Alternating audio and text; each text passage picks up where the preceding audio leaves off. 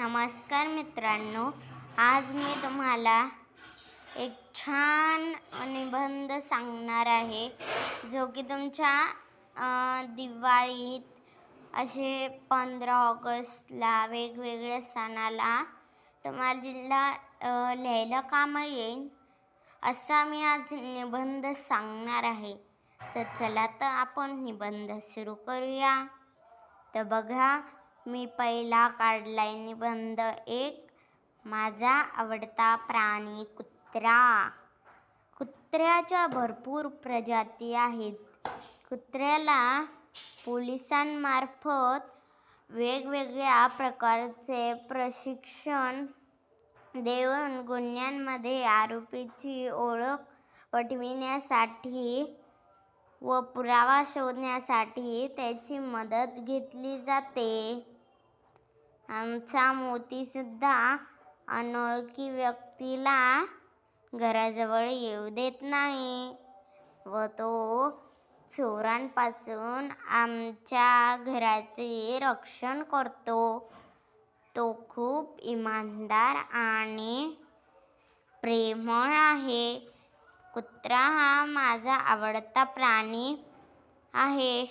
निसर्गात आपल्याला सभोवताली गाय, बैल, बकरी, घोडा असे अनेक सुंदर प्राणी बघायला मिळतात.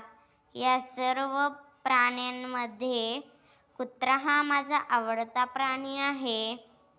कुत्रा एक लोकप्रिय पाळीव प्राणी आहे.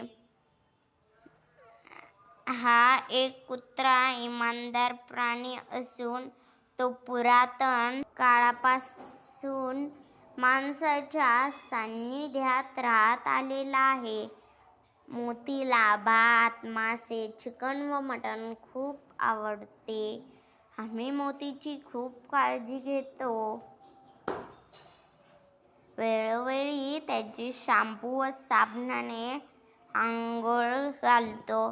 त्याला नियमित डॉक्टरांकडे घेऊन जातो व दर 6 महिन्यांनी त्याला इंजेक्शन सुद्धा देतो.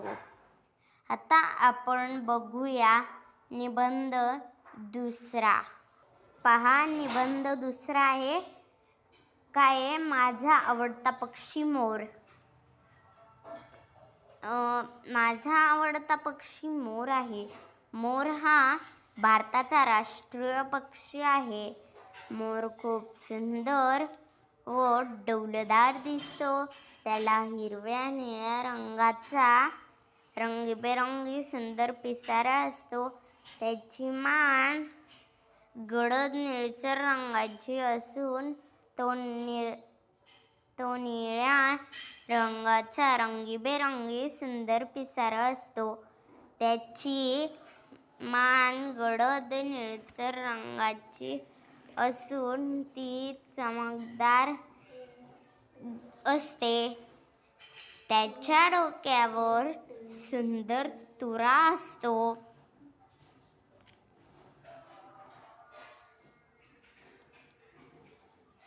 मोर हा रानात झाडावर राहतो. तो शेतातील धान्य, कण, किडे, उंदीर, साप इत्यादी खातो. मोर हा रानात झाडावर राहतो. आकाशात काळे ढग दिसल्यावर मोर पिसारा फुलून थुई थुई नाचू लागतो. मोराच्या आवाजाला केकारव असे म्हणतात. मोराच्या मादीला लांडोर असे म्हणतात. मोराचा पिसारा फुलून थुई थुई नाचू लागतो. मोराच्या आवाजाला केकारव असे म्हणतात. मोराच्या मादीला लांडोर असे म्हणतात. मोर हा विद्येची देवता सरस्वतीचे वाहन आहे. मोराची पिसे घरात सजावटीसाठी तसेच या पिसांपासून सुंदर शोभेच्या वस्तू बनवल्या जातात. मोर हा सर्वात लोकप्रिय पक्षी आहे. तो वनांची व बागांची शोभा वाढवितो. नाचणारा मोर अतिशय विलोभनीय दिसतो. मुलांना मोराचे पंख खूप आवडतात बरं का. मोर हा अतिशय मोहक सुंदर आहे. तो वनांची व बागांची शोभा वाढवितो. नाचणारा मोर अतिशय विलोभनीय दिसतो. मुलांना मोराचे पंख खूप आवडतात. मोर हा अतिशय मोहक सुंदर आणि आकर्षक पक्षी आहे, म्हणून मला मोर खूप आवडतो. आता आपण बघूया निबंध तिसरा. निबंध तिसऱ्यामध्ये काय आहे? 15 ऑगस्ट स्वातंत्र्य दिन.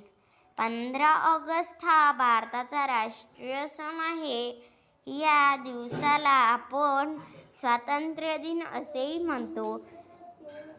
हा दिवस प्रत्येक भारतीयासाठी अभिमानाचा आणि आनंदाचा दिवस आहे. 15 ऑगस्ट 1947 रोजी आपला भारत देश इंग्रजांच्या गुलामगिरीतून मुक्त झाला. भारताला स्वातंत्र्य मिळवून देण्यासाठी अनेक शूर स्वातंत्र्य सैनिकांनी आपल्या प्राणांची आहुती दिली. 15 ऑगस्ट हा दिवस आपल्याला शूर स्वातंत्र्य सैनिकांच्या बलिदानाची आठवण करून देतो. या दिवशी भारताचे पंतप्रधान लाल किल्ला व तिरंगा ध्वज फडकवतात. लाल किल्ल्यावर अनेक कार्यक्रम आयोजित केले जातात. देशातील सर्व शाळा कॉलेजात ध्वजवंदन केले जाते. संपूर्ण भारत देशात देशभक्तीचे वातावरण दिसून येते. शूरवीर जवानांना नमन केले जाते.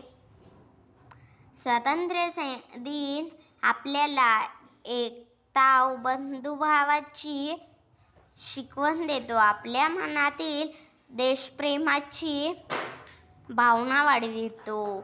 आता आपण बघूया निबंध चौथा. दिवाळी. आपला हा दिवाळी आवडता सण आहे ना, त्याच्यामुळेच दिवाळी हा निबंध सुद्धा आहे बरं का. दिवाळी हा भारतातील सर्वात मोठा सण आहे. या सणाला दीपावली असेही म्हणतात. दिवाळी हा प्रकाशाचा सण आहे. हा सण ऑक्टोबर किंवा नोव्हेंबर महिन्यात येतो. हा सण धनत्रयोदशीपासून भाऊबीजेपर्यंत 5 दिवस साजरा केला जातो बरं का. या सणाला घरे पाना फुलांनी सजवले जातात. अंगणात सुंदर सुंदर रांगोळी काढली जाते.